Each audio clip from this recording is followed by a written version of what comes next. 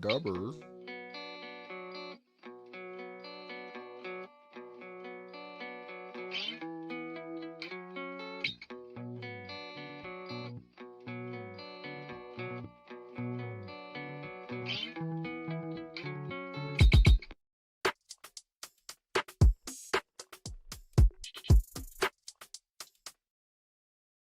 Hello and welcome. I'm your host, Mamu. You are listening to the Raptors Reaction Podcast, which is a presentation of ToonieBet Online Sportsbook and Casino. Raptors win tonight 119-106 against the Pelicans of New Orleans. To be honest, it shouldn't even have been that close because really the bench came in and somehow they gave up a turnover and a bucket on like 5 straight possessions. I don't really understand what was going on there. But, that was not great. But at the same time, Raptors were able to collect the win. And honestly, all things considered, it was a really chill win. Like, Raptors basically led the entire way. I had a feeling the Raptors were going to come in and kind of dominate this game. Even though Emmanuel quickly continues to miss time with the plantar fasciitis issue in his foot, even though CMB once again left the game. This time he had back spasms, so he couldn't play the second half. But it's been a little, CMP's had a lot of like little small things that have cropped up. Hopefully he's able to play because, it was actually really fun watching him as well. A sensational block that he had against DeAndre Jordan. Which obviously DeAndre's old, but that guy could still dunk the hell out of the ball. And so seeing CMB go up there for that quick block was nice. But yeah, Raps pretty much led the entire way. And yeah, the biggest reason for that was Scottie Barnes, man. Scottie was sensational in this one. Awesome game. Really, honestly, I have no notes. Like, I mean, no notes in the sense of like I had no complaints. Sometimes I could nitpick stuff. I'm not nitpicking a single thing out of this performance, man. Scottie Barnes, I'll read you the box score and I'll tell you about what it looked like. But 23 points, 10 of 14 shooting.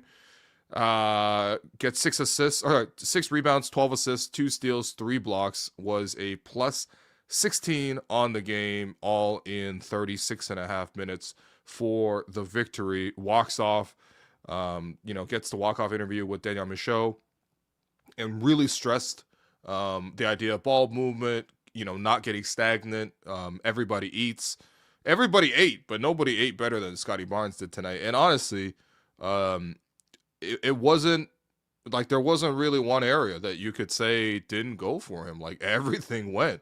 The mid-range game, first and foremost, a lot of drives into the paint and then pull up short at the basket. A lot of high-low passes to cutters under the hoop. This is back-to-back games of like double-digit assists for Scottie. Last game, he didn't have the scoring against the Clippers. He only had 9 points. This one, obviously 23 points, makes a big difference. But the playmaking has been consistent, and outside of a couple of high passes that sort of went out of bounds, was consistently diming guys up in transition, the little high-low feeds, the little slick interior passes with Jakob Poeltl. I know Jak's been out for most of the year, so we haven't seen as much of those. But when those two guys play together, it creates for like pretty unique sort of connections between the two. Because nowadays in the NBA, it kind of looks a little bit boring in the sense that there's not as much sort of like big-to-big passing because most teams don't play two bigs. And if they do, they're not necessarily running the offense through those two bigs, but some of that nifty stuff that like Jokic would feed Aaron Gordon with, like you see a little bit of that with Scottie and Jakob. And I think it's just really fun to watch that type of offense. Also set the pace and the tempo of the team. Again, a lot of times he was throwing that hit ahead pass to guys like Mamu for easy offense.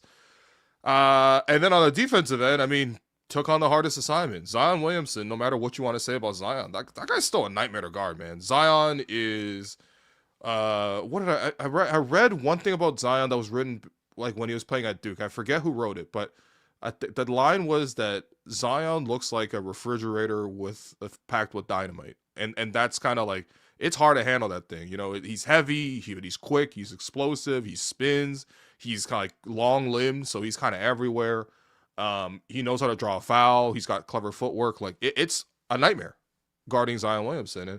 And even though Zion had a decent game in terms of scoring, 22 points and 9 of 13 shooting, but I thought Scottie did a really good job of being the primary defender on Zion, and limiting his, rampages to the basket. I think Zion maybe figured a couple things out in the third quarter and got free a couple times, but realistically, I thought, he was held in check, which is really all you need is holding him in check. Obviously, nice little help defense from some of the bigs as well. Jakob helping to protect the basket.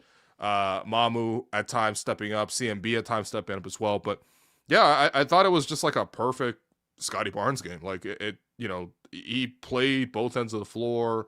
Even in the first quarter when the Raptors established an early lead, they're up 14-7. The Pelicans had to call the first timeout. Raptors pushed that lead to double digits, I think up to 13, but the Pelicans came right back after Scottie sat. Scottie came back into the game. Game settled in again. It was just that kind of pattern for a lot of this game. And credit to Scottie, right? Because number one, he is mostly playing this much on the ball because of the fact that Immanuel Quickley is out with plantar fasciitis. And unlike last game, the Raptors actually decided to start Jakob Walter as the fifth starter rather than Jamal Shed, who has been struggling a lot more. So they've gone with, the better off-ball shooter and someone who doesn't need the ball in his hands as much as Jamal does. That has really freed up more opportunities for Scottie to sort of run the show. And honestly, I think the big question after a game like this is like, okay, could you run this type of formula? Could you run this type of strategy against better teams? Clearly the Pelicans, again, take nothing away from the performance, but the Pelicans weren't particularly impressive, and particularly on defense. Could this work against a better just set of players? Obviously the Pelicans are like 20 games under 500 or something, but my thing is like, we don't even have to ask that question. Let's just see it. Let's just see how it goes. You know what I mean? Because like there obviously are going to be a couple of awkward things, but number one, I like the fact that Darko made the adjustment to switch from Jamal to Jacoby. I mean, number one, Jacoby's just playing much better at the moment, and Jamal certainly is struggling. But I think it's also like, look, you need more shooting around him, right? Like if you're going to have Jakob, and as much as Scottie and Jakob could make little interior passes to each other, but you need shooting around them. And, it's not perfect, but at least having Jacoby, who's on a hot stretch right now, RJ, who's like solid from three, and then BI, who's good from three, just doesn't shoot it a lot from three. At least you have some sort of shooting in that range. And again, you can trust Scottie to sort of like make the decisions because like he's not going to dominate the ball each time down. Like a lot of times he was giving the ball up, playing pick and roll.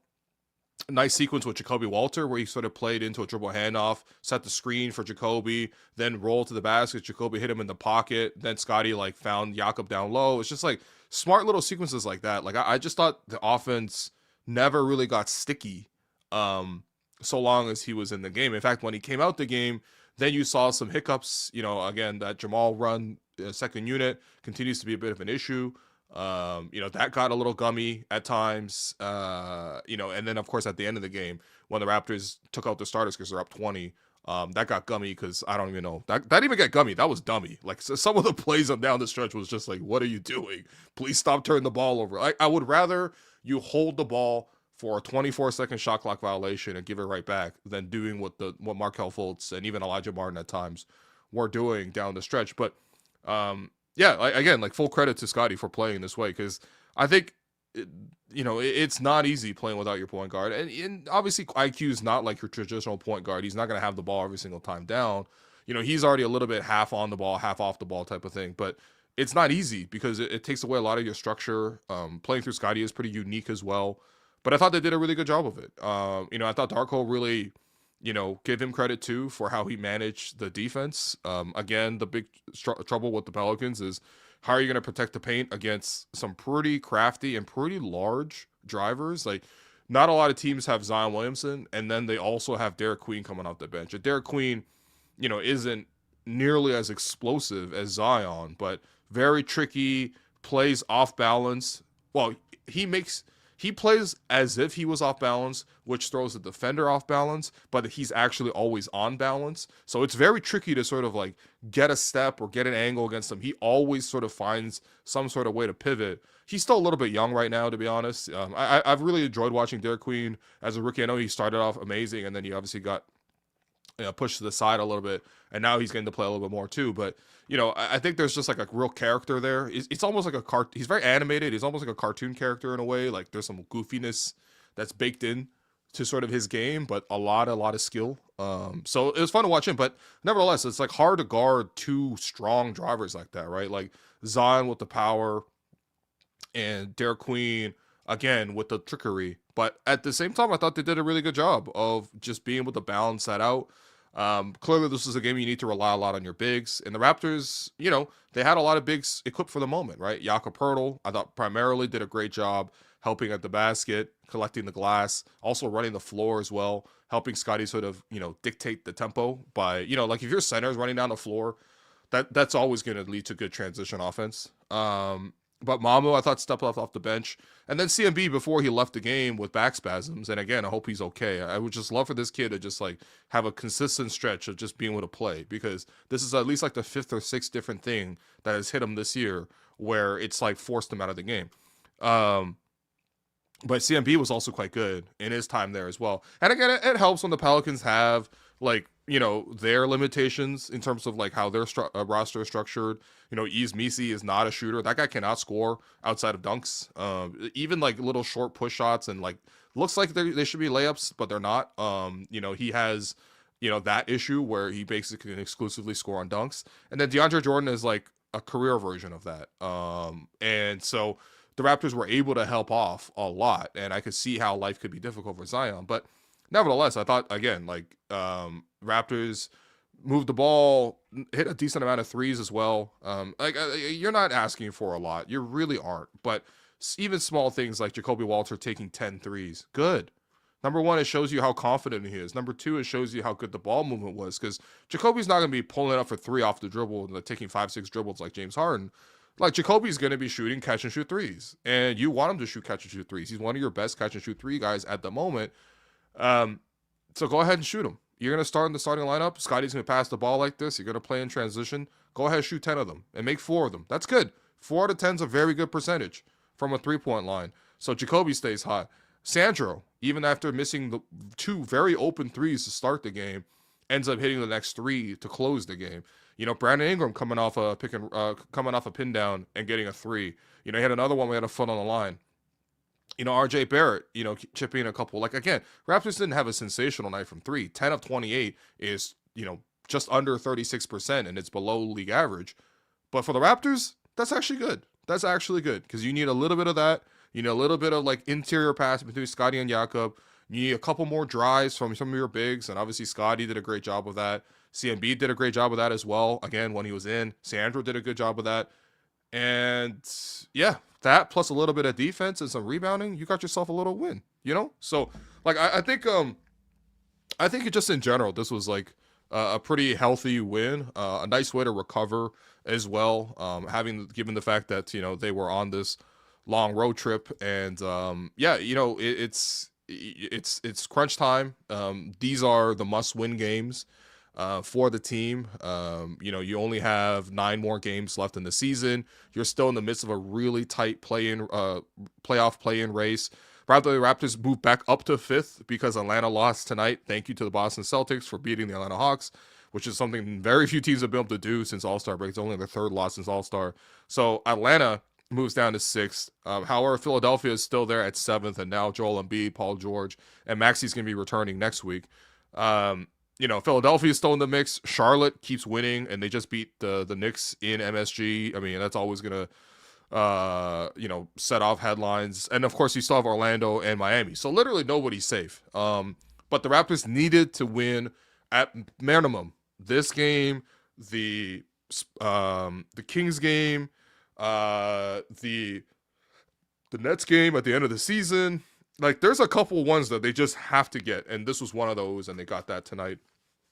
But I also thought it was actually interesting how the Raptors structured their schedule for today. So I think that actually kind of helped, and I thought it was quite notable. But first, I want to call all Raptor fans. Lotto Max and the Toronto Raptors have officially launched their Max Contract Fan Contest, where one winner will be given the chance to call the shots and personalize their own prize pack worth $50,000. So what prizes can you win? How about season tickets for next year, or courtside seats to 5 games next season? But if you want it right now, you can also get a chance to attend all home playoff games this year.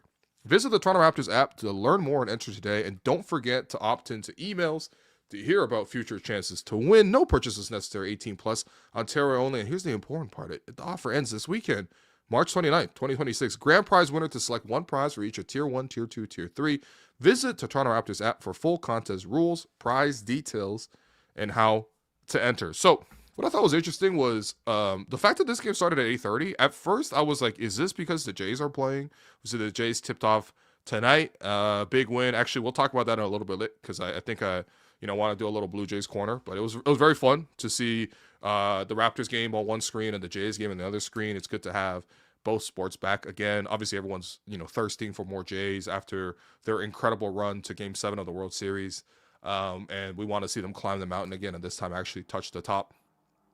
But yeah, like I thought at first it was like, okay, is it 8:30 because like the Jays game was also happening at 7, and maybe you don't want to like overpack downtown. But I've thought about it, and I was like, there's lots of times where Raptor games intersect with Jays games. Like, why move the start time? But apparently they moved the start time to 8:30 because typically it's 7:30 at home. They moved to 8:30 because they're coming back from the West Coast. In fact, the Raptors, so they last played on Wednesday. They played the late game out west, so that was a 10:30 time local start. They actually, instead of taking the red eye and flying home, they actually stayed the night in LA and then took yesterday, Thursday, to fly home. They got back yesterday around 7, and now they're playing obviously a day later against the Pelicans. So they basically skip practice. Typically, teams will always leave the night before, but again, you're losing 3 hours coming from the West Coast to the East Coast. You just played pretty late. You also just got rocked by the Clippers. So I don't know, but in any case, the weather is also a little bit nicer, a lot nicer.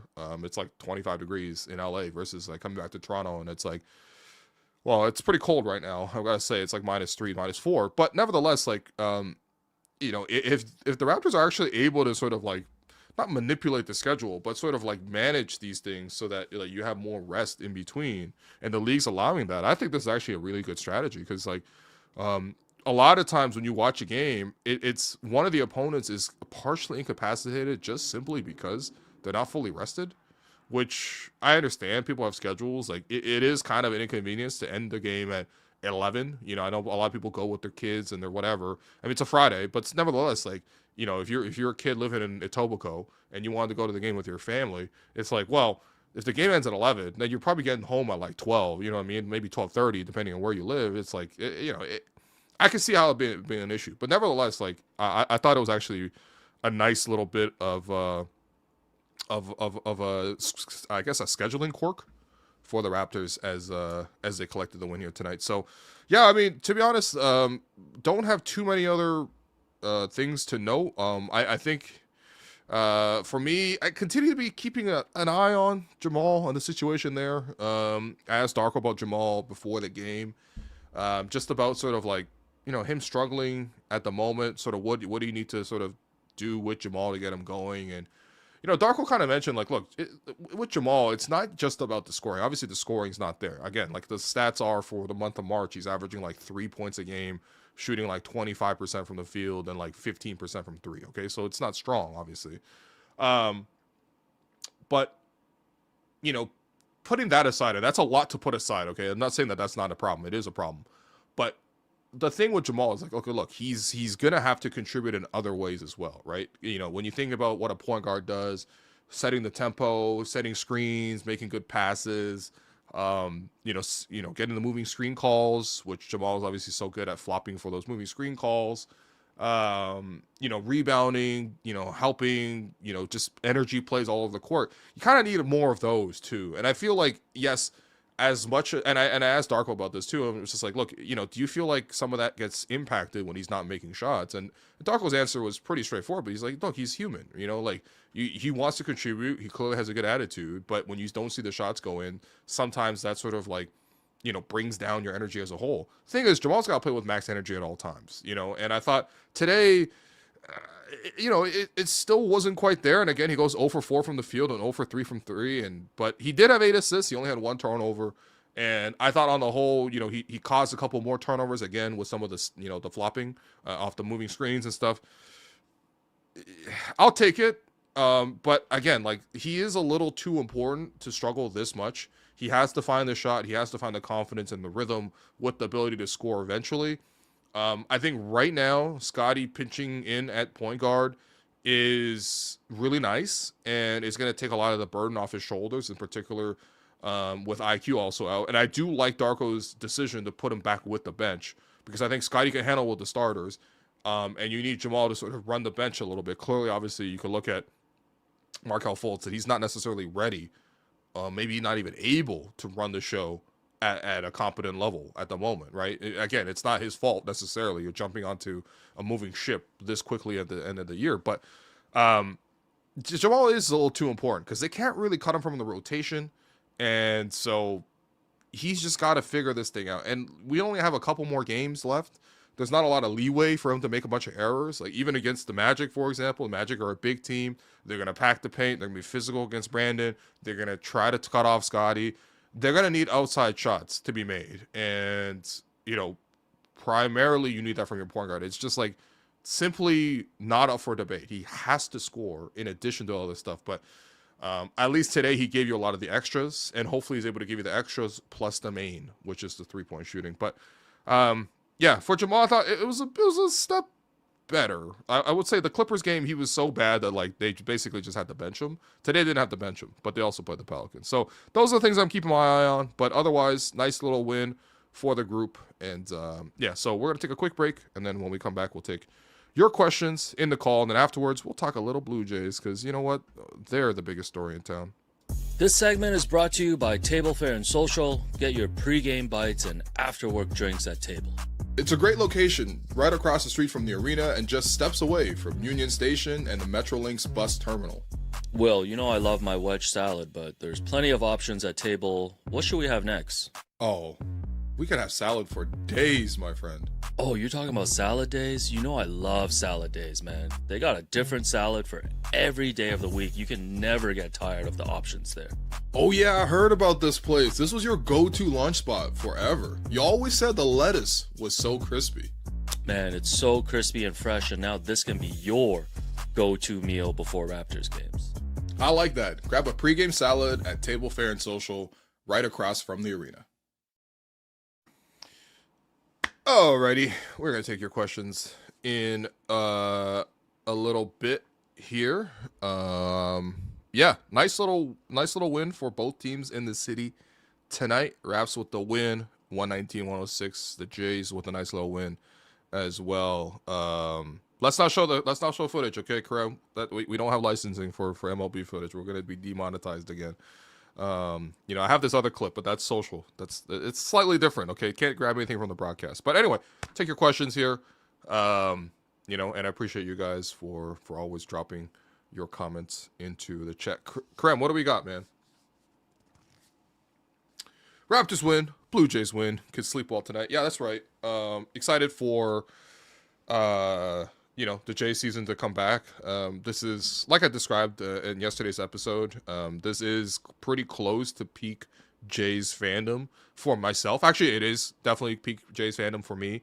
I think, obviously for older fans, people remember 92, 93 and them winning the World Series. But yeah, them coming so close to the World Series last year really should have closed it out, especially with the series coming home for 6 and 7. Not getting it done, but still being able to run back most of the team. Unfortunately, we lost Bo, guys like Chris Bassett and stuff like that. But like, it's all good. Like, we reloaded along the way. Kaz, we're calling him Kaz now. Kaz Okamoto with 2 hits in his debut. And then that got the rally started at the bottom of the 9th as the Jays take the win there. So yeah, and then of course the Raptors, they win tonight. Not particularly interesting of a game, but I will take a boring, chill win any day of the week from the Raptors. So yeah. Comment here. I would need to see this Scotty PG with real competition before saying it works. Yeah, I mean that's fair, of course. I think the Pelicans didn't really handle it particularly well. I think the Pelicans also missed a couple of their, more than a couple of their key guys. DeJounte Murray, who was absolutely torching the Raptors last game, didn't play in this game. And And then Trey Murphy, who was also hitting like 30-foot bombs from three, which is what he does, also wasn't playing here tonight. Taking two big wings away from the Pelicans, who, I mean, I don't know if necessarily they would have stepped up and shut down Scotty, but you never know. Obviously, you're not facing a full squad, and the Pelican squad aren't actually that effective anyway. But nevertheless, yes, I would like to see more of it. And I think we will see more of it because Raps are going to continue to sort of miss IQ. I think Darko was describing IQ's condition before the game, and he talked about, look, if you had 2 to 4 weeks and you just let him rest, like I think you can kind of get rid of this issue. But he's been playing through it a little bit. But of course, you don't have 2 to 4 weeks to rest this guy right now. So he's definitely going to play again before the end of the season. But of course, they also, got to be careful and, literally have to kick his feet up a little bit and just get him off his feet. So hopefully that's all the feet talk you're going to get on this show. But IQ, get well soon. But in the meantime, Scotty Barnes, keep holding it down for us. And at minimum, I'm trying to experiment, but I would like to at least see what it looks like. And right now, it looks good. So Barry sends in 8 Aussie dollars as always. Not going to lie, Scotty should be full-time point guard. Much better vision than IQ, and IQ is better off-ball player anyway. Of course, this is a popular sentiment. This is, gone around many times. I do think that, there will be some limitations to Scotty at the point. Most notably, honestly, I just wonder how energetic he's going to be on a night-to-night basis. Because if you really think about it, he's got to run the point on one end and set the pace and push the tempo and create most of the offense. And on the other end, he's also defending the best player. So, I can imagine this is very exhausting. But again, like I said last episode, there's lots of the truly great players, can take this on. Again, I referred to the greatest player that ever put on the Raptors jersey, Kawhi Leonard. He did this, game 7, right? He scored 41 points, hit the game winner. Is this the dagger? Oh, you know what I mean? He hit that. But he also, on the other end, was guarding Jimmy Butler. Or in the, down 0-2 against the Bucks, Kawhi's like, yo, let me guard Giannis, man. Let me see how it goes. Shuts down Giannis and also keeps scoring, right? So it is possible to do both. I'm just acknowledging that it is quite exhausting for him to do both. But I think some of the limitations are obviously, can Scotty consistently get to his spots? I think one of the keys there is going to be his pull-up mid-range shooting. I'm not expecting him to shoot pull-up threes. That's not really ever been a positive part of his game. But the pull-up mid-range, I think, is pretty key because, a lot of times defenses are going to go under, defenses are going to sag, try to meet him at the basket. Sometimes they're going to force him to be a scorer because they'll try to stay more at home with the Raptors. And to be fair, the Raptors cutters were very good today, but at the same time, the Pelicans were pretty bad, falling asleep on defense. So sometimes they might force Scotty to be a scorer, and that's where I think Scotty has to. I never really question his passing, but I do question, does he want to score every single time down? Because sometimes teams are going to make him do that. And he doesn't necessarily even have to do the bully ball stuff because that's probably what he's best at. But again, that is just purely exhausting to sort of run that type of offense over and over again. But the mid-range will really help alleviate a little bit of that. And honestly, that's going to be open because teams are also going to stay home down low against Jakob as well. So there's usually going to be a bit of space. And let's just see how it goes. I mean, you don't necessarily want to be experimenting this late in the season, but it is intriguing to me as well. So, and yes, his vision is quite good. It is better than IQ's. There's no doubt. It's a Team Sense at 5. Excited to see how Jakobi upskills over the season. Yeah, I mean, it's first off, it's just really great. You could really tell when a player's playing confident. They're not turning down any shots. They are stepping into the spots. They're actively hunting for the positions where they can get open off kickouts. And then they're not turning them down. I think Jakobi got a really steady diet here today. Even got a couple possessions on the ball as well. That's going to happen, right? Scotty's going to be a point guard, but, he's basically 2 guard, and RJ is kind of the 3 right now. So there's going to be lots of times where he has to sort of be at the top playing a little give and go with Scotty or do a little dribble handoff and receiving something. And it's a pretty basic package, but I also think that as long as everyone's in motion, Jakobi doesn't seem like he's forcing a shot. He doesn't necessarily see that tunnel vision of I need to get this off. I think even RJ has tunnel vision sometimes of I need to get to this shot and I'm going to pivot and going to keep trying to get it off. And that's part of the reason he gets blocked sometimes. But Jakobi feels okay, I'm running, I'm obviously shooting well. Scotty's dribbling. Now he's turning his back. Now he wants an outlet, for a reset or dribble handoff or whatever. I'm gonna come receive the ball. Scotty's gonna give me the screen. There's a bit of motion introduced into that already, and then make a decision. Am I gonna keep the dribble alive and turn down the corner and go downhill, maybe draw a foul, or am I gonna slip the little pocket pass up to Scotty if Scotty's man steps up? There's lots of little micro reads that are, again, not too difficult, but I like seeing that from Jakobi, and I think that, look, Jakobi, I was very impressed with him last year as well, and this year. He's come on stronger and stronger, and obviously right now he's peaking, which is amazing. But I think he just still needs to get a little bit stronger. Sometimes guys push him off his spots. I think it's just, can he fight to get to the spots? Because he can rise up, shoot. He's got the up fakes in the lane. And so long as he stays like this as a 3-point shooter, it opens up a lot of the game. It just makes everything so much easier. Plus his defense is great. So yeah, Jakobi, very fun development story. We got $10 here from I don't know how to pronounce Xjaw. All right. Anyway, thank you. Not sure if you ever said this in season, but I always noticed Grady's jumper looks different compared to the last 2 seasons. Was mentioned in the New Orleans broadcasters at the end. Have you noticed? I don't know. I mean, I think the big difference is that he's definitely hitting a lot less. He's even hitting less behind the scenes. Like, again, I go watch warm-ups and stuff. By the way, I was watching Markel's warm-up.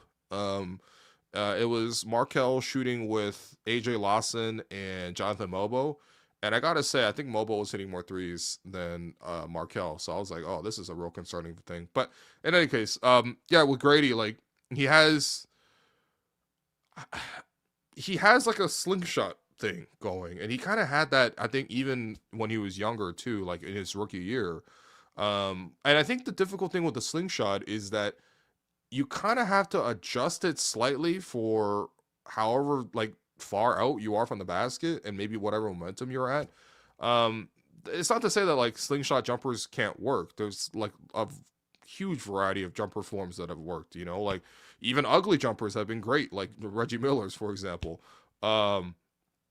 But I think the difficult thing with the slingshot is you kind of have to sort of time it, both how much you push upwards and also how much you push forwards. And maybe that throws off the arc a little bit. Again, this is just eyeball sort of like circumstantial evidence in a way. Like, it's just me observing and giving my opinion on it. But I think I prefer shooters with a more sort of consistent up and down type of stroke. Jakobi has a bit of that, and then Jameson I think has actually the most of that. Although Jameson also has this like weird little hitch in his shot. But anyway, I don't know, man. I think I'm not to say that like you're giving up on Grady. Certainly, the Raptors have another year to evaluate. His contract's already been picked up for next year, and it happened at the start of the season. But yeah, this would be the hardest offseason of Grady's life, really. Maybe even harder than the transition from the draft to the NBA. It's just like you're really going to have to like rediscover that shooting form. And I know he's been hesitant to change it before. I'm not even saying change it entirely. I'm not saying scrap the whole jumper and start over like how Tristan Thompson like switched from being a righty to a lefty or whatever. Like, I'm just saying like this is like could be career saving if he can get that thing back. There's a lot of good things that Grady does. His cutting, his transition finishes, he's decent and athletic, doesn't, linger on the ball. Like, he can be useful, and we've seen him be way more effective than this in the past. But yeah, it's tough right now, man. It's very tough right now. We got $5 here. Oh, from Paul Skeeves. Yo, shouts to you for the MSN Messenger throwback, dog. You know how many years I spent on MSN Messenger? But anyway, go Jays. Sorry, I know we're all here for the Raps, but damn, man, go Jays, go. Yeah, Jays, huge win tonight. Yeah, really exciting. And of course, I don't know, it's the last couple years, I think the Jays kind of been floating a little bit, maybe leaving a little bit frustrating. Last year, they even had a pretty slow start, but then they ripped off a legendary run in like June, and like they were like must watch every single night. And of course, watching them win the AL East, watching them get all the way to Game 7 of the World Series. I mean, I think I did like a 4-hour React pod because Raptors game had ended, and then I just stuck around for that crazy 18-inning game, which obviously the Dodgers won, unfortunately. But yeah, like Jay's fever is crazy. Like I was downtown today, and yeah, like it was like for every one Raptor jersey or uniform or piece of apparel, I saw like 10 pieces of Jays. You know, like maybe it's because of the timing I got down there. I got down there around like 6:30-ish. You know, that's 2 hours before the Raptors game, and it was obviously closer to the start of the Jays game, which started at like 7. But there was so much Jays gear everywhere, and again, like you would only see like a couple of items to that. So yeah. Also, Paul just said, "Sorry, I didn't mean for you to have to address this in front of the people. I'm just drunk and wanted to give you $5." Paul, it's all good, man. Go enjoy your night. And speaking of which, you know, you can make the chill choice, just like our friend Paul right here. You know, anytime when you go with Coors Light. Yeah, honestly, you know, a nice little chill, non-stressful basketball game like this was a welcome sight. Raptors games have been especially stressful, but your choice of beer doesn't have to be. Coors Light delivers mountain cold refreshment. You know, that's the thing. You see the schedule, you see Raptors playing, Jays are playing, throw those Coors into the fridge. Invite some friends over, wait for the mountain to turn blue. That's when the beer's as cold and refreshing as the Rockies themselves. And hey, you see Jeff Hoffman on the mound, he's trying to close out a 1-run game. Maybe pull up one of those because, you know, realistically, we might have to go to extras. But in any case, when the game heats up, why not make that chill choice by grabbing a crisp, refreshing Coors Light? Find Coors Light near you. Visit CoorsLightShop.ca. Celebrate responsibly, and you must be of legal drinking age. All right, let's keep going. Let's take some more questions. Fun game here tonight.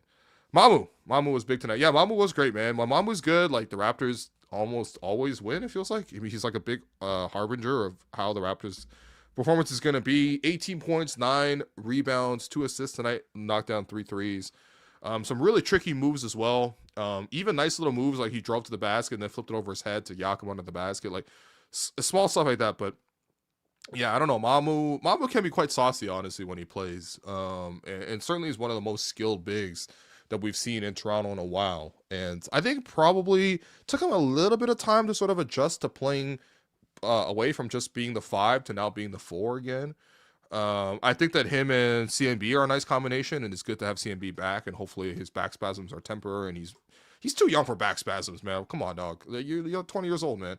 But like him and Sandro make a good pairing, but even Sandro and Jakob, they've been trying to like, you know, slowly introduce them. It's like when you bring in a new cat in your house and you already have a cat, you got to like make them introduce each other, make them sniff each other through a door, you know, like keep them separate once in a while, make them eat out the same bowl, and it's like try to like develop positive affections. Like that's kind of how they're doing with Sandro and Jakob. They're like, you know, let's just let them meet a little bit, you know what I mean? But when it works, and tonight obviously they need to play a really big front court to match the Pelicans' really big front court.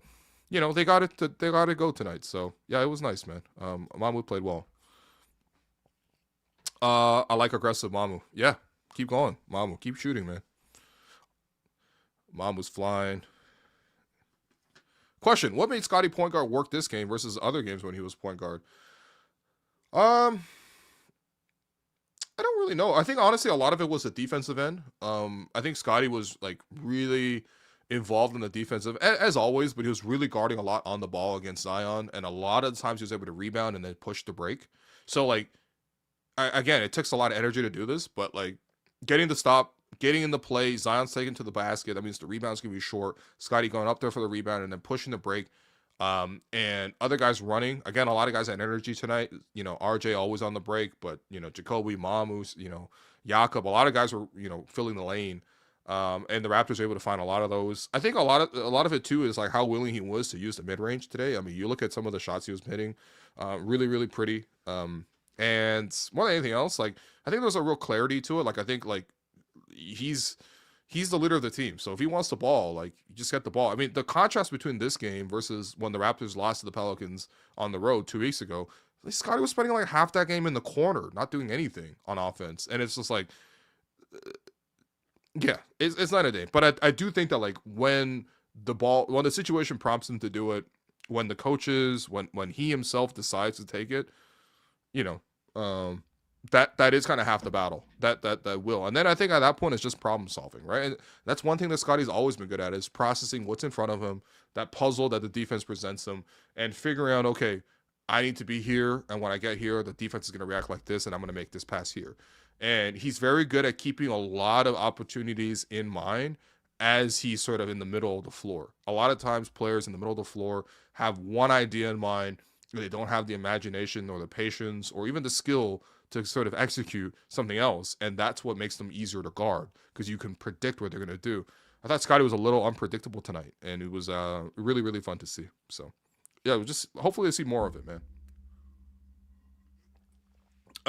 If Scotty has the ball as point guard, he doesn't really need to shoot it from three. That's part of why Simmons actually worked fairly well as a point guard, but he has to get downhill to the midi, which he did tonight. Yeah, I mean, I think that initial thrust to get downhill is also quite important. You know, if you kind of like let's say he was playing point guard tonight and Lou Dort was on him, and Lou Dort's doing his like usual fouling, grappling, you know, hacking and getting, you know, into the handle and making Scotty turn and not necessarily getting that first little step into the lane, then that's going to cut off a lot of his effectiveness. So I think a lot of times, like, you know, the Pelicans, again, not trying to diss them, but they didn't really have much effective on-ball defense. In fact, they probably committed most of those resources regarding BI, and BI kind of ended up being mostly a decoy of sorts. I mean, BI took 13 shots, made 5, but he certainly was not the focus of the offense today. CMB standing next to Zion really showed me that CMB is honestly effing jacked. I mean, this is all, honestly, anytime CMB gets a spare moment, the guy's lifting. Like, he just loves getting lifts in, you know, and I think he understands that his advantage in the NBA is not similar to Zion, because Zion is like an entirely different level of athlete, but similar in the sense that he's got that quickness and strength combination. You know, I think that kind of like maybe Barkley archetype, you know, like a bowling ball. Even Kyle Lowry was like a very mini version of this, but yeah, he's like very, very built for a rookie player. A lot of rookies come in, they're skinny. You think of what Jakob looked like last year, or what Grady looked like as a rookie, you know, like it's pretty common. But CMB has always been, I think what they describe it as, country strong. I don't know. I'm not from the South, so I don't necessarily know what that means, but like, he's just like wide. He's not afraid to play through physicality. He's bumping guys for rebounds. He's getting up there for blocks. He's trying to take it strong at the basket. Tonight, I like that he had a right-handed finish, a Euro step bump, and then also went for the finish on the right hand. And the reason that's notable is because he finishes with his left hand like 95% of the times. So it's good to see him go to the right hand as well. He's just a fearless kid, you know what I mean? And he's like, I don't know, it never really feels like the moment's overwhelming him. So yeah, as they said on The Wire, big paws on a puppy. That's kind of how I feel about him, which is famously what Chris said about Michael in season 4, I believe, maybe season 5. Our biggest problem is that Shed is getting worse by the day, and we're forced to play him regardless because we're paper thin at point guard and Fultz sucks. I mean, he's certainly one of the Raptors' biggest problems at the moment. I would say the biggest problem, well, and this is obviously Jamal's contributing to it, but the biggest problem is the Raptors can't hit threes. Even in warm-ups and stuff. Like, I was watching Jordan Poole warm up, and obviously everyone knows Jordan Poole can shoot. It's not an issue of can he shoot. But I was watching his warm-up, and I was like, damn, this guy's making like 95% of his shots. I'm not even kidding. Like, he was, okay, maybe 95 is aggressive. Maybe 90, okay? 1 in every 10 shots he was missing. But he was hitting everything. And, like, pull-up threes, sidestep threes, relocation threes, free throws. He didn't miss a single free throw. I was just like, damn, like, you know, and that's just Jordan Poole. Like, he barely even plays, you know, so. Yeah, Raps, I'm just telling you, I've not seen one warm-up from the Raptors nearly as impressive as Jordan Poole's warm-up tonight. And that's saying a lot, man. It's saying a lot, so. I like the Yak Mamu lineup together. Yeah, I mean, I think it works in theory. You have the more of a stretch 4 with Mamu and more of the interior with Yak. Both guys can pass. It just, I don't know. They haven't really played much together. They haven't been, Yak hasn't been healthy enough. So, I don't know. I think there are certain matchups that could really use it. Like, I think even coming up this weekend, Raptors playing Orlando, playing Detroit after that. Like, there's a couple matchups that could use that exact combination. So, I'm not upset at it. Just, they got to keep working on it, though, because they look very new. It's not exactly when they immediately had Serge and Yak and Mark working together, which pretty much happened midway through the 2019 series against Philadelphia, Game 4, I believe. And yeah, I mean, those guys were veterans at that time. They were very smart. Mamu and Yak are also not young. Mamu's like 25 and Yak's like 30. But yeah, I don't know. They're certainly not on the same caliber as Serge and Mark. But yeah. Scotty, point guard, clears out the clogged paint. I think we need to have a serious discussion about this, boys. Yeah, I mean, yes and no. I want to see different coverages against this. I think they probably also had a bit of the advantage of like catching a defense by surprise. I don't think they were necessarily expecting this exact idea, and I do wonder after like 3 or 4 games how teams adjust and how they adapt and what kind of like specific counters they throw at the Raptors for this. I think, look, it's also the Raptors can counter back to their counters, so it's an ongoing chess match, but. Yeah, I'd like to see a little bit more of it too. So, Jakobi gunning for full-time starting spot next season, especially if he keeps going through the playoffs. Yeah, I think there's a possibility for sure. I think I would still like to see Jakobi continue to get stronger, but that's going to happen with age. But yeah, like I think that similar to, I think it's like basically what they decide to do with RJ. If RJ is moved in some sort of potential package, does that bring back another starting wing? But I think Jakobi will be a starter for the Raptors eventually. And it could be as early as next season. They need to make some moves, though. I've never seen a player like Scotty. That man can literally play every position and guard every position. So unique. Yeah, he's a truly positionless player. That is one of the huge advantages of seeing him. Because, again, like, I was watching it and I was just like, dog, I felt almost tired on his behalf because I'm like, he's guarding Zion. He's blocking shots at the rim. He's starting the fast break. He's like, he was just doing everything. Salute to Scotty, man. Like, honestly, this is one of the best games I've seen Scotty play. Very impressive tonight. Did Scotty contain Zion? He basically scored his average point guard. Not okay. I think you got to look at the matchup data because, at least to my eye, there were a lot of possessions where CMB couldn't really guard Zion. Some possessions where Jakob got switched onto Zion. I don't think it was just Zion overwhelming Scotty. I think that really only happened in the third quarter. But in the first half in particular, I thought Scotty did a fantastic job on Zion. So, been missing Davion in that backup role. Even Dennis. Yeah, again, like those guys are certainly better than what Jamal is contributing right now.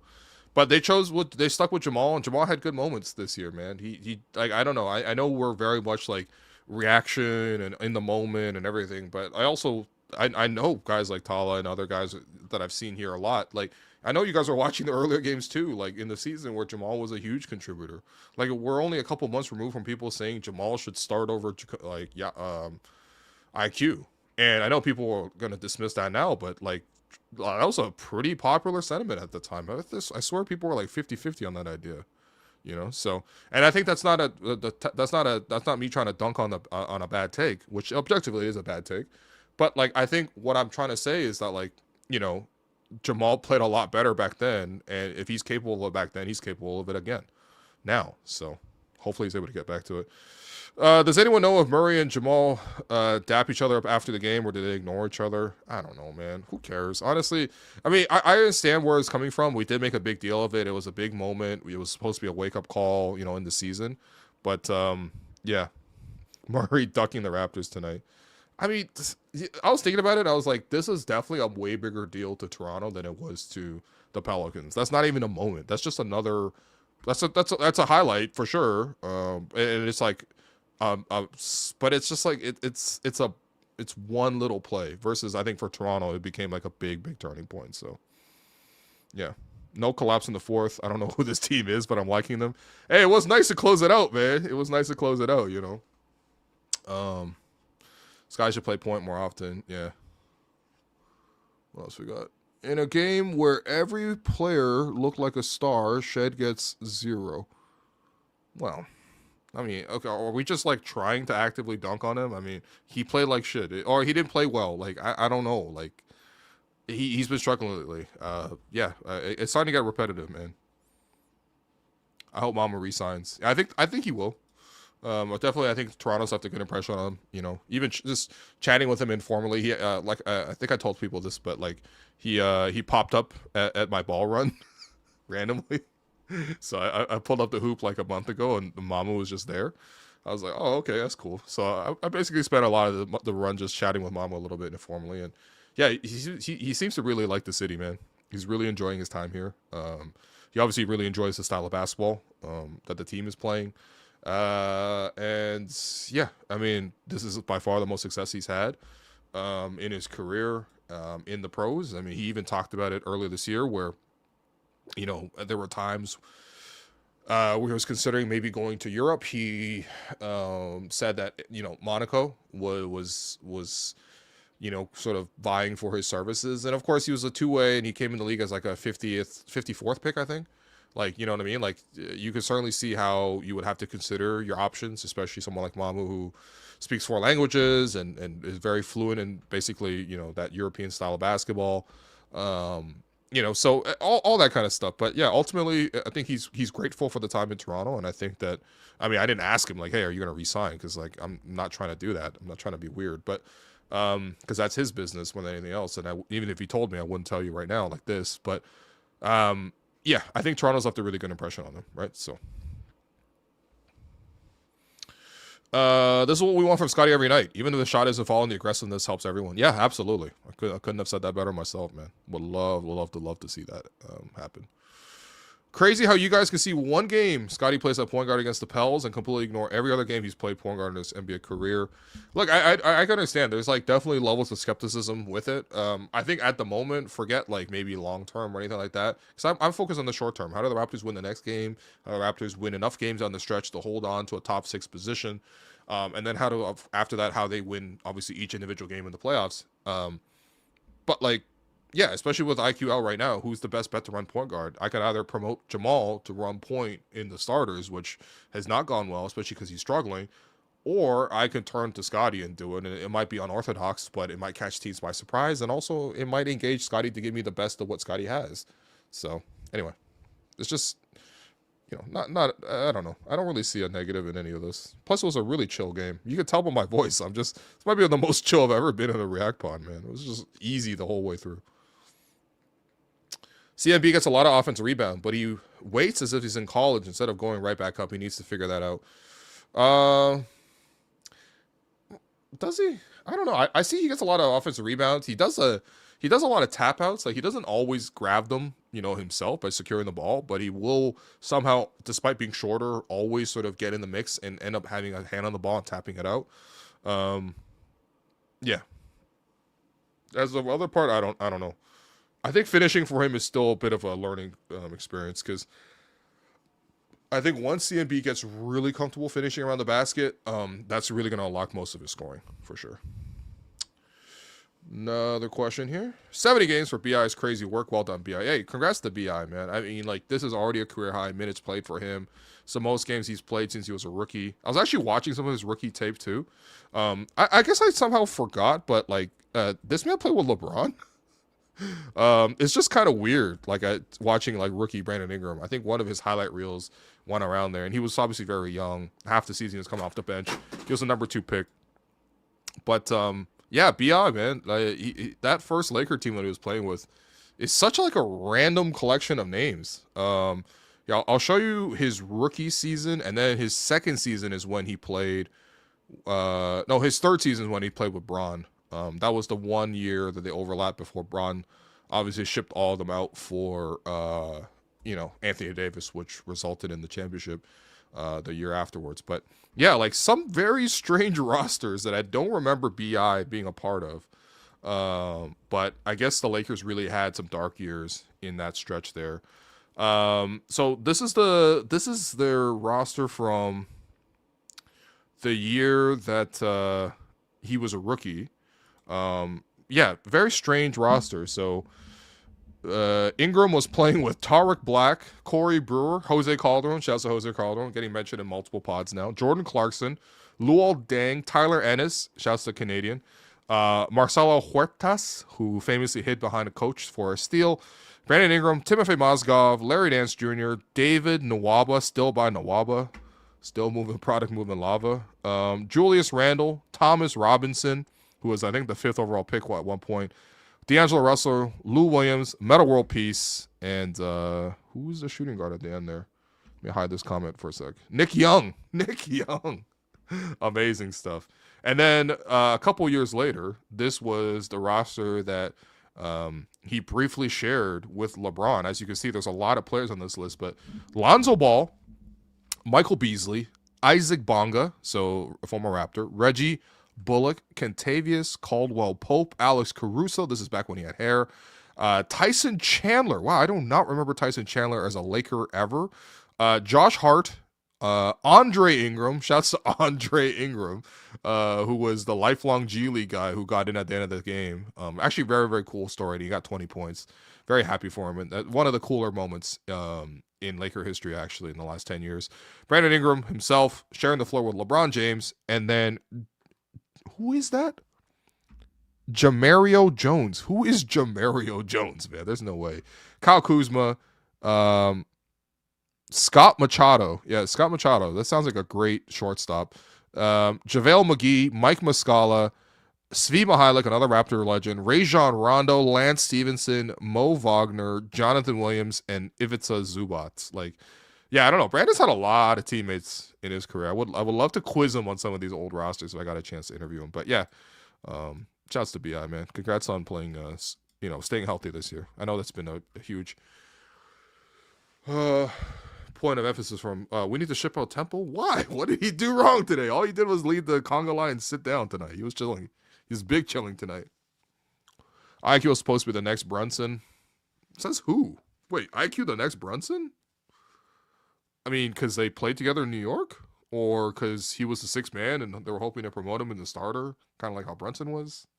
I don't know. I don't see their games as similar at all. Brunson's always very physical. Taking charges, like relishing contact, foul baiting and stuff. I see IQ as like kind of the opposite, like not running away from contact, but using quickness, trying to use space and shooting it from far. I mean, obviously Brunson shoots a lot of threes too, but I don't know, man. I don't see the comparison. Sorry. How much did Will watch this game versus the Jays? How dare you, man? How dare you? Look, I had them on both screens for sure, but obviously I watch every possession of the Raptors now. I'm not Alex, okay? I'm watching every Raptor game. Which I think, I think that should wrap up the questions, and that should bring us to Jay's Corner. But before we get to Jay's Corner, and obviously before we get to the 3 stars as well, I'll let you know that next segment is a presentation of ToonieBet Online Sportsbook and Casino. Thousands of slot games and live casino at your fingertips, and a sportsbook made just for Ontario. Get your game on with ToonieBet. So again, continue to look around the association, and a couple things really caught my eye. First and foremost, tomorrow's slate will have a couple of interesting games, but most importantly, Sixers Hornets. Ooh, that one's gonna be interesting. 2 teams, I think they're tied in the standings right now, but certainly 2 teams that are nipping at the heels of the Raptors. The Hornets cannot be stopped. They're minus 5.5 point favorites against the Sixers. Sixers do have Embiid, and Paul George is back. They both had nice games against the Bulls, but whatever, the Bulls are terrible. It's interesting. I could certainly see, obviously, a bit of the Rookie of the Year battle there, too, between Conca-Nipple and VJ Edgecombe, although Edgecombe, I'm sorry, buddy, but you are not going to win Rookie of the Year over Conca-Nipple, who, after a dominant performance at MSG, I think that kind of sealed it, actually, because unless Cooper Flagg does another 50 ball, I don't really see what else he could really do. But I think I'm back in the Hornets. Hornets are the team of destiny, bro. This is the best 10 seed, best 9 seed, whatever I've ever seen, man. They are unstoppable. They're faster. They're more athletic. They got more shooting than the Sixers. Maxey's still out. Give me the Hornets minus 5.5 to beat the Sixers. But I'll keep an eye on that tomorrow because there's some really, really tight races in the Eastern Conference. And if you're not sweating the Raptors game out, you're sweating other games that involve the Raptors. So you're sweating every single night. But of course, you can also make a bit of money and a bit of profit off of that. Make sure you hit up ToonieBet.com for all your sports betting needs. ToonieBet is licensed and regulated by the AGCO and iGaming Ontario, 19 plus Ontario only. Please play responsibly. Okay, 3 stars, and then we'll tell Jay's Corner. First star, it's going to go to Scottie Barnes. Scottie was awesome in this game. Let me read you the stat line again. 23 points, 12 assists, 6 rebounds, 2 steals, 3 blocks, 10 of 14 shooting, and a plus 16 for Scotty Barnes. Well done, buddy. You were great. Your second star is going to go to Jakob Poeltl. 18 points, 11 rebounds, 3 assists, a steal, a block, 9 of 11 from the field. A lot of nice two-man game with him and Scotty, but him getting on the offensive glass, tip-ins, running the floor hard. Yeah, when Jakob plays well, the team basically, it really, really raises the level of the entire team. And then your third star, I consider giving it to Jakobi. I consider giving a little bit of love elsewhere as well, but I think Sandro Mamukelashvili is going to get it. 18 points, 9 rebounds off the bench for big Mamu. Your Gerald Henderson award for who randomly lit up the Raps.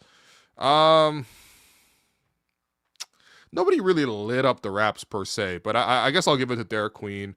It had Jakob on skates a couple of times. It finished with 13 points and 8 rebounds, but it was more impressive than that. I don't know. He's got such an awkward game. I'm just really enjoying watching his like awkwardness turn into positive possession somehow for the group. By the way, we also have the team chain, and Scotty is getting that chain. First star, absolutely best player on the night, easily on either team. And then your team photo.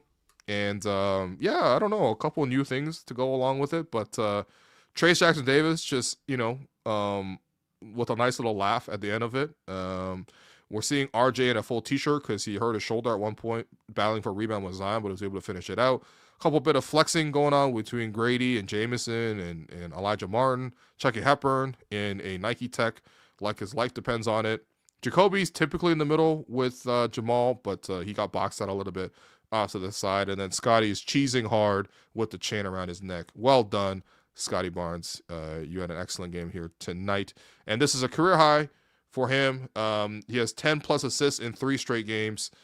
Good stuff, man. I mean, I don't think that's a coincidence that he's run point in that stretch there too. So that's it for the Raps. But it's not it for the pod because it is time for Jays Corner. Got my Jays hoodie on. Excited to see the Jays tomorrow. Thank you to the Toronto Blue Jays for inviting myself and Alex Wong to come down to the arena. Looking forward to seeing another win. Jays already got off to a 1-0 start to the year. Nice and exciting, really, because Jays had to come back. They were down 1-0 after, honestly, Kevin Gausman, like, once again, like, this man just never getting any run support ever. Like, please, like, every single time I watch Kevin pitch, he's striking out, like, at least a guy an inning. This time he was like I think it was like 6 strikeouts to like 3 innings. He was striking guys out, making guys look silly. He made one mistake, it got taken out of the park, whatever. But recovered from that. 6 really, really solid innings for Kevin Gausman. And then Jimenez hit the triple. To be fair, I was actually really focused on the Raptors game at that time, so I had to rewind to catch some of those moments. But Jays put together a bit of a run. They went up 2-1, and then they kind of held on. Bullpen was solid. Got to see the submariner, Tyler Rogers. He's been one of the big additions to the pen. He's kind of like the new setup guy. He's 35, but very unorthodox. Again, he throws, I think he's got the lowest release point because he's like a submariner, so he's like throwing from underneath. I think like I've seen some of the graphics where like Trey Savage, he has that like really, really high arm slot. It's basically like straight down versus Tyler Rogers has like the exact opposite from underneath. It's almost like an 180-degree difference between the two guys. So it'll be very interesting to see eventually when Savage is, allowed to pitch and the Jays aren't just playing around with this arbitration clock or whatever, but or his service time. But when they have him start and then have Tyler Rogers come in relief for him, because you just got to imagine like you're seeing a pitch come from way over the head and then one from underneath the waist. It's crazy, but he was really solid. He's obviously if you pitch like that, you're gonna get a lot of ground balls, and he induced a bunch of ground balls and got a couple strikeouts. But it was 2-1, and there was a chance for the Jays to close it out. Jeff Hoffman takes the plate. We're in the 23. And unfortunately, he gives up the home run. Karem, what's going on, dog? Had to step in for the Jays. Just stepping in for the Jays take today. Thought I'd make another appearance, but hopefully my mic doesn't sound too bad. No, you sound good, man. I just can't believe you're calling your own ISO here. I like it. Okay, go ahead. Go ahead, IQ and Berg. Take over, man. Go ahead. I wanted Go to ahead step quickly. in and talk about this really quickly. Barry asked, what are some good Jays podcasts to listen to? I would definitely recommend the Blue Jays Today Boys. They actually went live today for their game 2. Also a part of the Nation Network. Of course, been helping out with them a little bit today as well, moderating their chat. Quick shout out to hello and welcome there as well. So we got to repay the favor a little bit. But yeah, no, looking through a little bit of these Jays comments, and exciting win. Obviously, Hoffman almost blew it, but people you know what? I'll give Hoffman credit. He did recover and he did come back with the strikeout to at least keep it tied at 2-2, which set up the comeback in the 9th inning or the bottom of the 9th. So the streets are saying we need a better closer than Hoffman. Would you agree?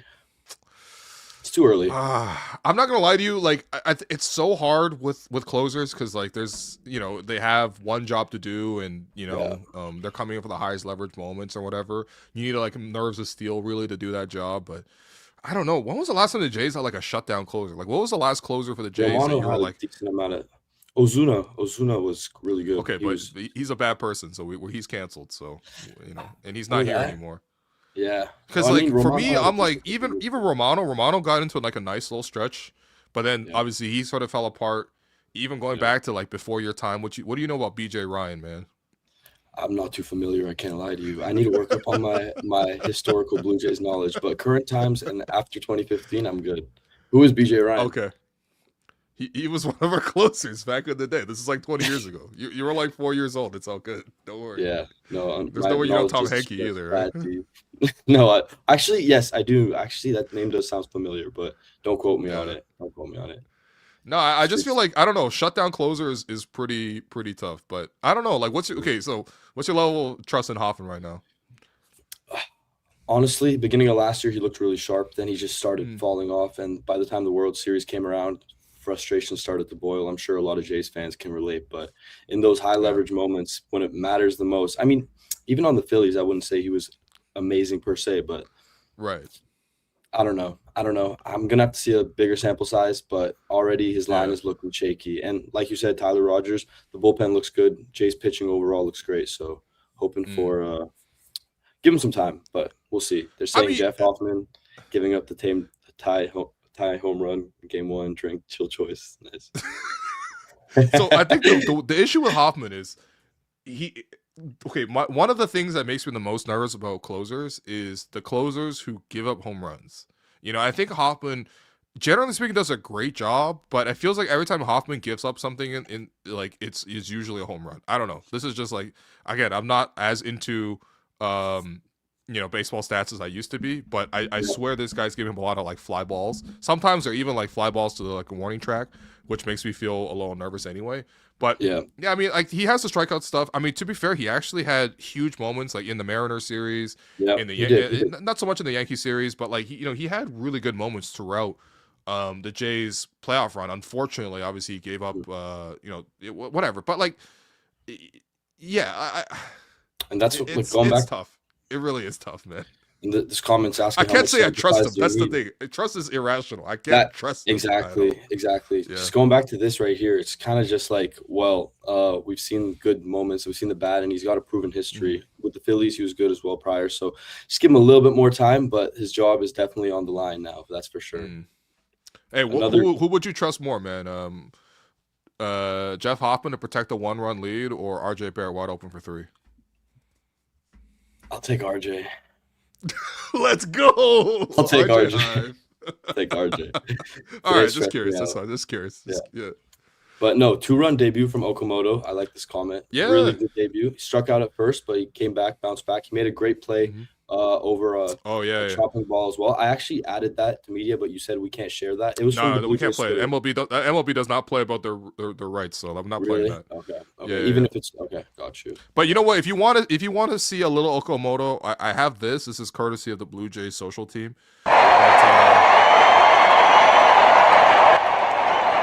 Listen to that crowd, man. Okay, so first, Vladdy and Miles Straw goes over. He wasn't expecting it. No. So this is the thing. Jimenez, he's obviously been with the Jays. He knows what the vibe is. After every walk-off at home, I think even on the road too, there's always a little Gatorade shower. He welcomes it. he's on a high. Venezuela just won the World That's Baseball true. Classic, so he's chilling. Like, look at his eyes, bro. He was smiling the whole game.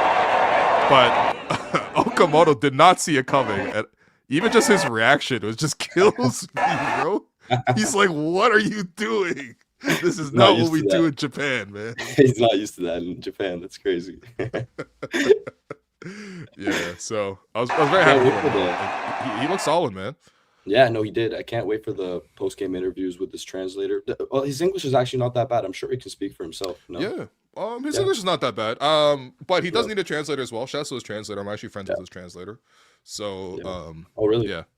So then maybe you can go on a Okamoto ramen date.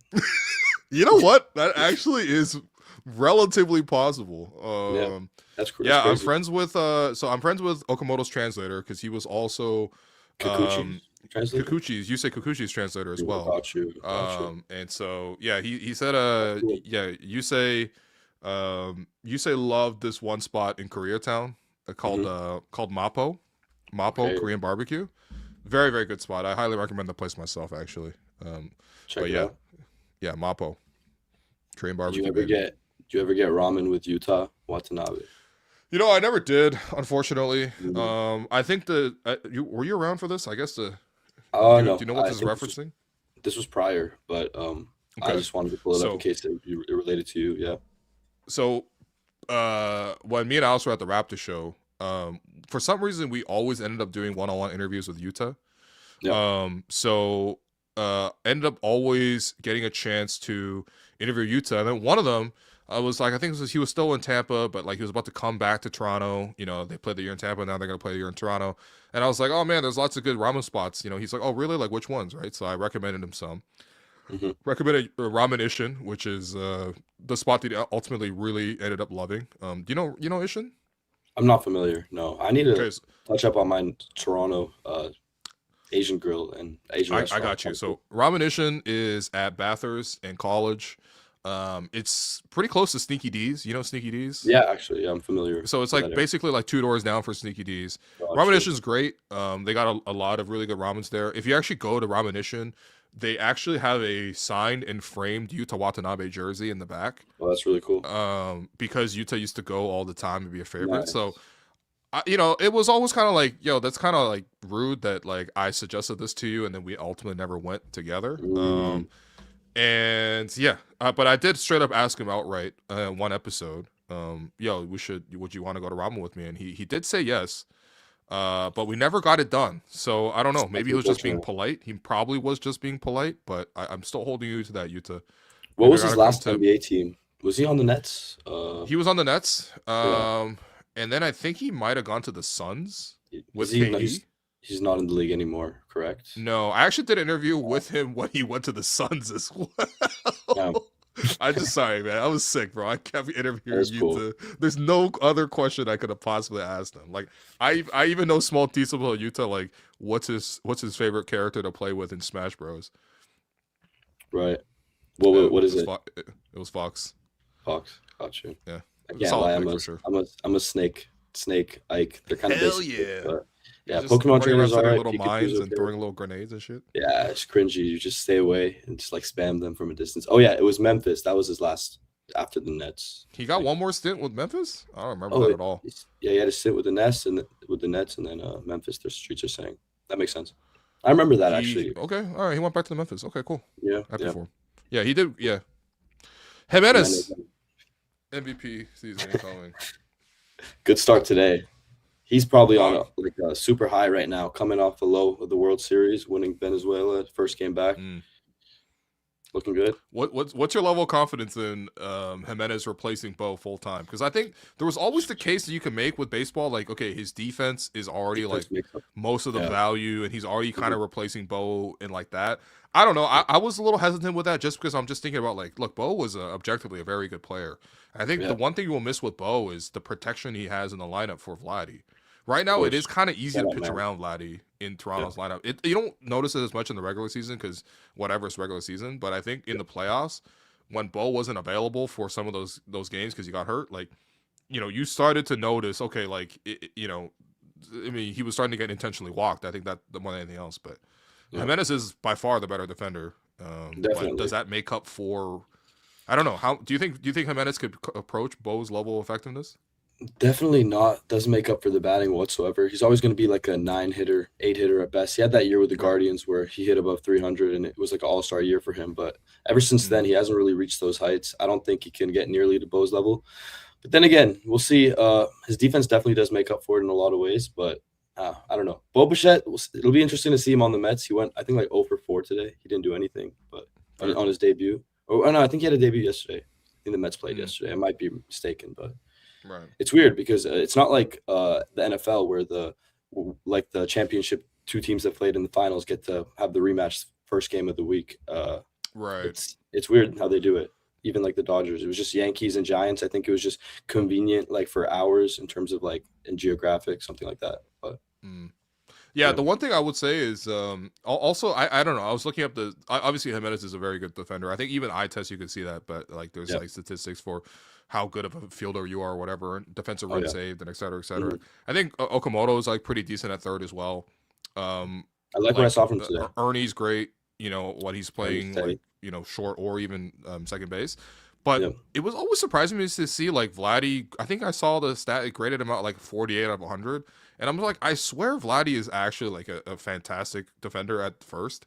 Maybe he doesn't necessarily have the range that maybe you would argue. Like he's maybe not like, I don't even know, but like, what are the arguments? Plus, like, I think being able to do the splits on command is like a crazy advantage at for first. A guy his size. He doesn't drop anything. Crazy. It's crazy for a guy his size. He honestly, he has a Gold Glove for a reason. He is a very solid, above average defender. But he'll have his slip ups every now and then. But I mean, I much prefer him over Freeman at this age, over Devers. He's like a DH now as well. Even over Bryce Harper, like much better than most of these guys. So. Honestly, I'm expecting more of the same from Vladdy, and today he was great again.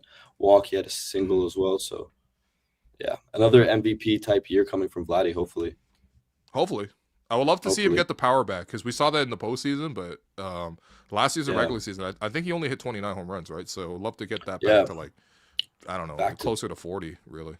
To the 2021-2022 year where he hit like 48, like right behind Ohtani in that MVP race. Yeah, any other year he gets MVP. That was just a ridiculous season. But we'll see if he ever picks that form back up. It's been a while, but he proved it in the playoffs, so nothing much more to be said, honestly. Yeah. Wait, hold on. Were you trying to debut a new nickname with me? Because I just saw the private chat. What was I trying to Okamoto? debut? Professor Oak. So the Blue Jays boys got a comment that said Professor Oak, which I thought was interesting. You know what? That's not even that bad, right? That's not bad, actually. Professor Oak. Professor Oak. You're gonna give you one of 3 starter Pokemon. I love it. Okay. I guess he is kind of professorial, yeah. He is. They had a graphic of Okamoto chopping down wood, like the big oak. But they got a comment that said Professor Oak is better, and they were like, "We might need to make a graphic for that," So Professor, I don't mind. I don't know. I guess the Japanese angle, it's kind of cute. I kind of like it. Not too bad. Not too bad.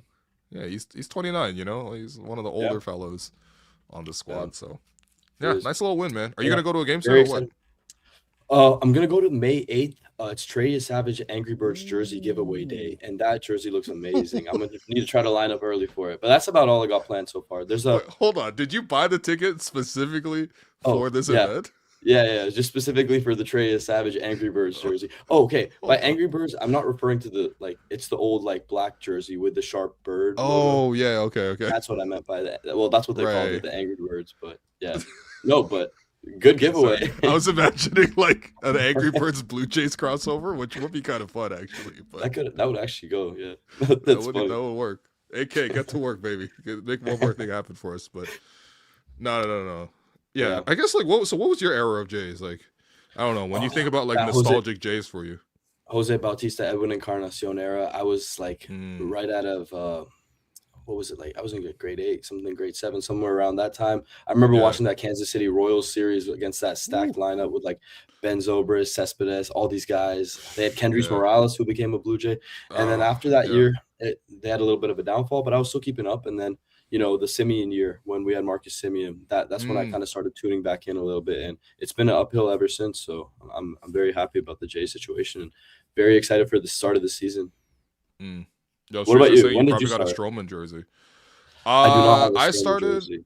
No, I started like the Vernon Wells era. Vernon So I Wells, used to okay. like my parents didn't have cable, so like I used to listen to a lot of Jays games on radio. Yeah. So I was always listening to Jerry Howarth on radio. Shouts to Jerry Howarth. But yeah, like he would call games, and then Mike Wilner would take questions post game. That's actually one of the reasons I wanted to launch a post game show, because I really wow. loved listening to a Jays call-in show, a Jays talk, not Jays talk. What was it called? I forget the name. Whatever. But you guys, everyone knows Mike Wilner's post game show from back in the day. But yeah, like Roy Halladay, AJ Burnett, Sean Markham, Jesse Litch. You know, I don't know, man. Like there's a whole era, like, you know, Frank Thomas, the Big Hurt. Who else, man? Alex Rios, Shea Hillenbrand, you know, John McDonald, Troy Gloss, you know. Yeah, like we I I'm don't not know, familiar man. with Keith half Craig these Son was names. catching at that point. You know what I mean? Like there was Aaron Hill. Yeah, there was a lot of like good names out there. But yeah, Vernon Wells and Aaron in Hill, center yeah. field, and Aaron and Halladay pitching, Roy Halladay pitching is kind of incredible. Ted Lilly. Yeah, so Ted Lilly. it was not a bad era, man. I'm not gonna lie, it was not a bad Yeah. era. So, I've never. This is very sad, and this is true. Never experienced the Delgado era. What a time! yeah, that was a little before me, man. A Yep. little before me. I came to Canada in 2000, and then I wasn't really Wow. into pro sports until like 2004, 2005 ish. Gotcha. So Troy Gloss, the original Chad face. Hold on. Let me find a picture of Troy Gloss. Yo, he kind of does actually.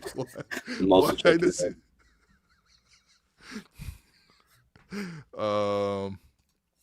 yeah, pretty incredible poll. Thank you to whoever this was. Yeah. I'll No, it's have good. I don't to- know. I'm happy that baseball is like really popular again, though. Like I think Yeah. like, for a while baseball got really boring. Yeah, it's true. No, definitely. When the team's doing well, it always helps, right? So it's a Yeah. great time to be a Jays fan. I cannot complain at all. Do you have a favorite Jays jersey? I really like the Angry Birds old design. Definitely, maybe like that with Okay. like a Jose Bautista. Because Here, that's I'll kind of actually- controversial, you know. Like a lot of people don't like that jersey. Yeah, I know. Actually, I'm surprised. That's why it got removed and everything. But I was a big fan. I don't know. I Right. guess that is a bit of a hot take, but just for reference, this is what I was talking about. The Ye Savage Angry Birds giveaway Okay. on May Okay, 8th. I like that. I like that look- they're just called the Angry Birds. I don't know You know? why. Yeah, I've never yeah. actually heard that myself, Yeah, but that's actually exactly amazing. why. Yeah, yeah. And then there's also Um, this one, which looks good. Roy Halladay retro Oh. replica jersey giveaway. Did you get to night. watch any of Roy Halladay? No, Oh man, fortunately not. like genuinely the best pitcher I've I've ever watched seen for the highlights. Jays. Not Oh, even yeah. close, man. Dude, it's like, and back then baseball didn't have as many of like the quality of life improvements they have now with like, you know, the pitch clock and Right. all these other things that made the game faster. So back then, like games used to be so slow, but like you knew when Roy Halladay was pitching, he was gonna give up like, I don't know, 1 run, maybe 2 runs at most. And the game would be over in like 2 hours minimum. Sometimes it would be over in less than 2 hours. Like he What a was kind of luxury like, to have he on was your kind team, of, right? yeah, he's such a good pitcher, man. He had like, impeccable command over at least 3 pitches, maybe 4 pitches. Damn. Sick curveball, like just all time player, man. Crazy. And it's such What a do you think- tragedy that he's no longer with us. Huh? What do you think of this one? It's a replica soccer jersey night. And What the hell is this? What? These are this looks these are like- all the Yo, this Blue is Jays promotions for the season. I'm just looking at all the giveaway days. this is some shit you get at SVP, man. Yo, what the hell is this? It's not. Was that Looks maybe like a Umbro fake or Inter something? What Milan is that, jersey. bro? No, that does not look like an Inter Milan jersey. No, like a dog. fit- Do like not a slander knockoff, Inter like- Milan like I know. this, man. Yeah.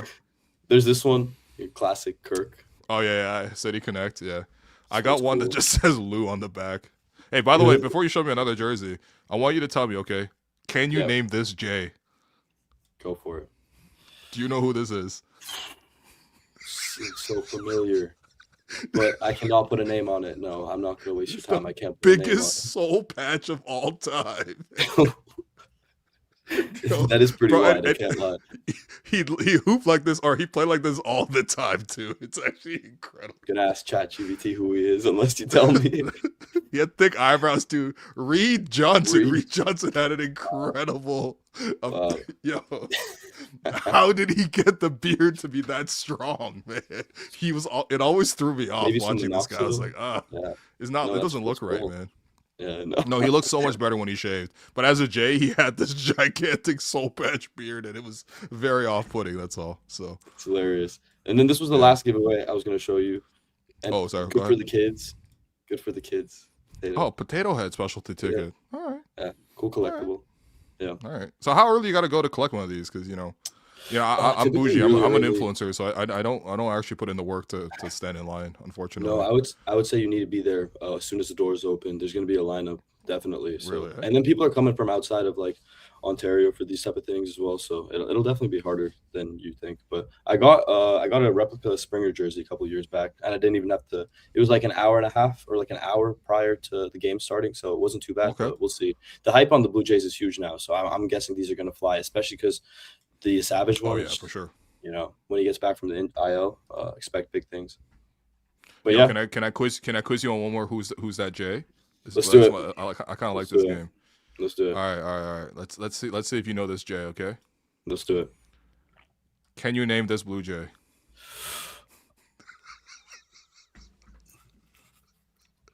Come on. I was gonna say his Carrera, face don't looked let a little me bit like down, Miguel man. Cabrera. Obviously, it's not, but I couldn't tell you. I guess he does look kind of like Miguel Cabrera, but it is Like, not Miguel kinda- Cabrera, bro. Who is this? Chachin?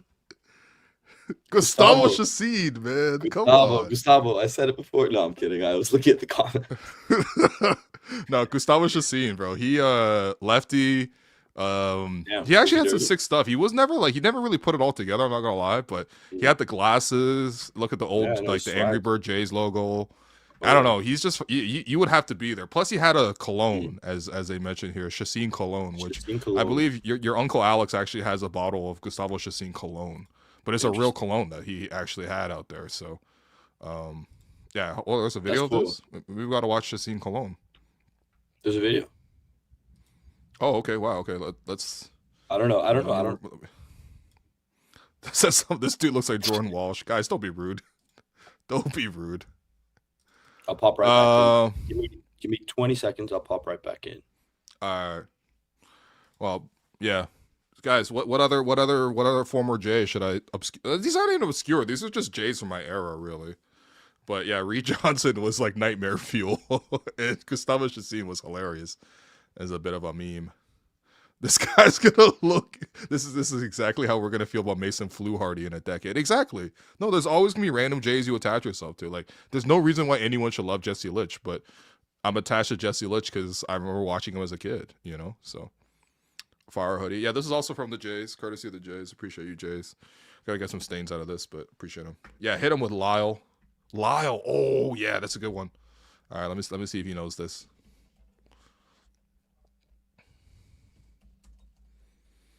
Don't tell him. Don't say the last name, guys. Let him guess the last name. Oh yeah. Yo, what is he? Oh yeah, there's some good pictures of these guys. He was a nice player, man. He had a couple of really good years. All right, Karam, you're back. I didn't realize you're I was muted. on. Yeah. All right. No, I'm back. Okay. I'm ready for the quiz. One more. Who's that J? Okay, name that Okay. J. Let's do it. All right. Who is this? Damn, I'm really going 0 for 3. Come on, man. Don't let me down. This is very embarrassing. This was before my time. Billy Coach. We had a segment last year where I kept pronouncing it as Billy Cock, and Alex just Oh. lost his head, bro. But I swear Koch is pronounced cock, okay? It's not Billy Coke or Billy Koch. It's Billy Cock. No, this is Lyle Overbay. Lyle Overbay had a really nice year for the Jays. He played first. Okay. see At Scotty one out year, there. I think he led the league in doubles one year. And yeah, I think he like bounced around different teams, but he was with Jay for like at least like 2 or 3 years. And yeah, he had one year. He just was so good at slapping doubles. Like, it was kind of incredible watching him. You wish he probably had home run power instead of just doubles, but yeah, I don't know, man. This guy was serving more doubles than Trinidadians. So This is crazy. I'm actually really impressed with your Blue Jays knowledge.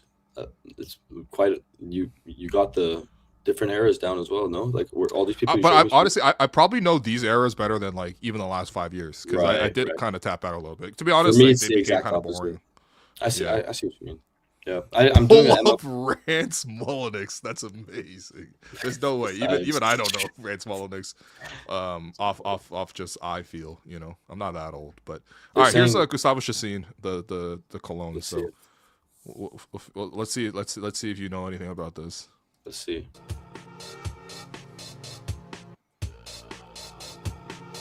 Okay. Okay. Is this a real commercial? It smells like a victory. Sheesh. June 27. Let me pitch this to your senses. Damn. Jesse. Damn. Yo, this is incredible. Damn.